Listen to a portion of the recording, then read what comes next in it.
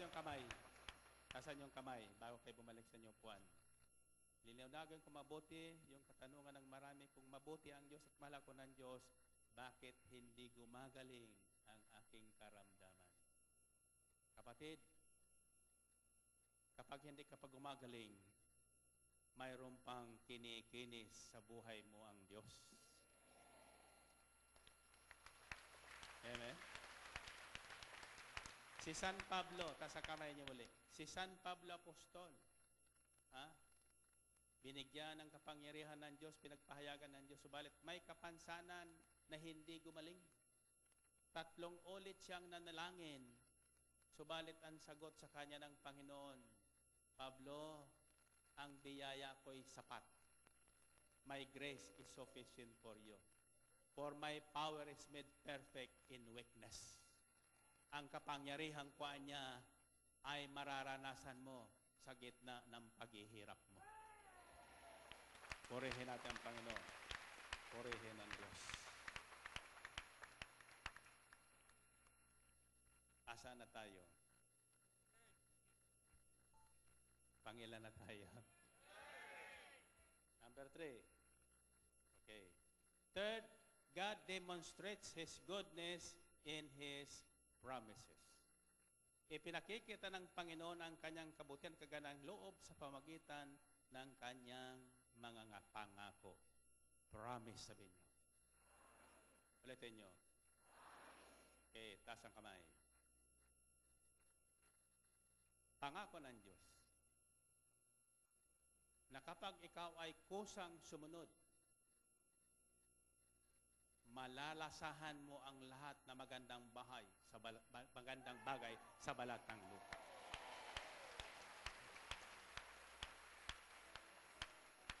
That is found in Isaiah chapter 1 verse 19. It says, if you are willing and obedient, you will eat the best from the land.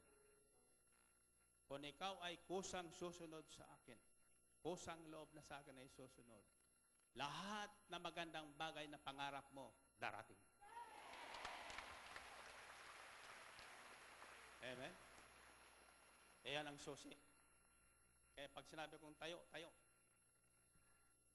Pag sinabi kong upo, upo. Opo. Amen ba? Nandito ang sekreto eh. Sabi niya, if you are willing and obedient, pag kusang sumunod ka, mararanasan mo ang kabutihan ng Diyos. Tatanggapin mo ang pinakamagandang bagay na pangarap mo sa buhay, buhat sa Diyos. That's how God demonstrates His goodness. In the book of Joshua chapter 23 verses 14 to 16, this is what I found. Now I am about to go the way of all the earth. Malapit nang mamatay si Joshua. You know with all your heart and soul that not one of all the good promises of the Lord your God gave you has failed. Ngayon anya ako ay malapit nang mamaalam, pero tandaan nyo ito at naranasan nyo na lahat ng ipinangako sa atin ng Diyos natupad. Lahat na ipinangako sa atin ng Diyos, natupad. Lahat na pangako ng Diyos matutupad kung susundin natin ang kondisyon sa likod ng pangako. Amen? Lahat na pangako ng Diyos ay may kondisyon. Kapag sunod natin ang kondisyon na yon, tatanggapin natin ang pangako ng Diyos. Every promise has been fulfilled. Not one has failed. But just as every good promise of the Lord your God come true, so the Lord will bring on you all the evil He has threatened until He has destroyed you from this good land He has given you, if you violate the covenant of the Lord your God. Kung paanong tinutupad niya ang lahat ng kanyang pangako habang siya ay inyong pinaglilingkuran at sinusunod, sa sandaling kayo ay tumalikod, lahat naman ng parusa ay tatanggapin niyo. Sa sandaling kayo ay tumalikod sa Diyos, Iniwan nyo siya at sinamba nyo ang mga Diyos-Diyosan sa mundong ito. Ang tinutukoy na Diyos-Diyosan, hindi po lang mga rebolto. Ang pera ay isang Diyos-Diyosan. Iyan po ang Diyos-Diyosan ng mundo ngayon. Kaya ang pera unti-unting tinatanggal ng Diyos sa kamay ng tao.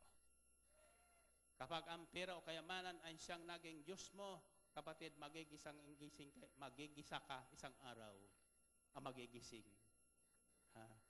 Magigisang ka isang araw, wala na ang lahat na pinaghirapan mo. Bakit?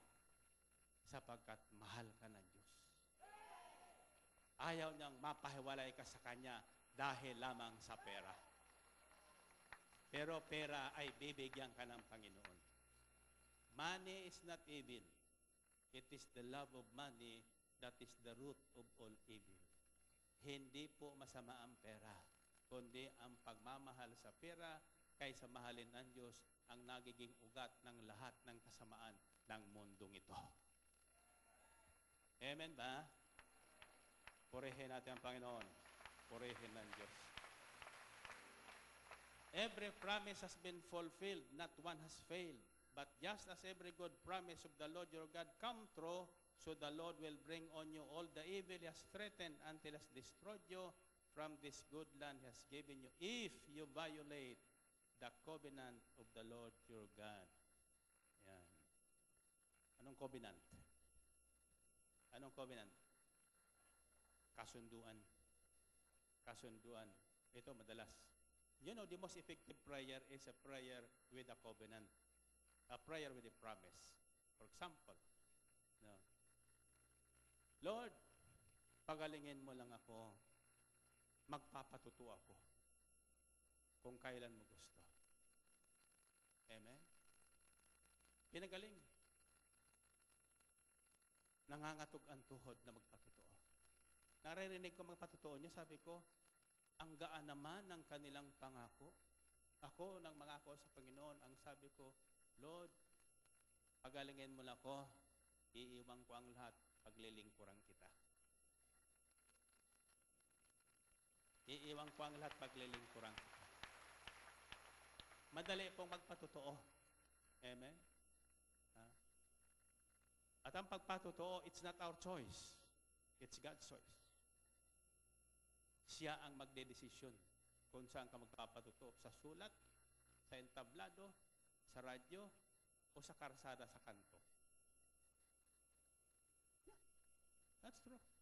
O sa kapitbahay mo. Nakwento nyo ba sa kapitbahay nyo kung ano ang biyayang tinatanggap nyo sa dakong ito? Bakit hindi nyo madala ang kapitbahay nyo?